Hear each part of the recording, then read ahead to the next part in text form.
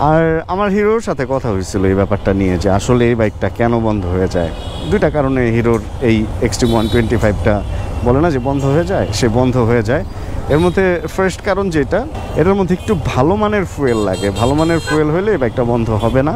হিরোর বাইকগুলা বা আসলে জাপানে একদম নোন বাইকগুলা ছাড়া আর সব বাইকই দেখা যায় ফুয়েল একটু খারাপ হইলে আপনি সার্ভিস একটু খারাপ পাবেন, হয়তো পাওয়ার পাবেন না, টপ এন্ডে পাওয়ার পাবেন না, অথবা বন্ধ হয়ে যাওয়ার একটা প্রবণতা থাকতে পারে। এটা কার্বোরেটর বাইকেও ছিল, সেখানে এফআই বাইকে তো এটা হইতেই পারে, এটারও দোষ দেওয়া যায় না।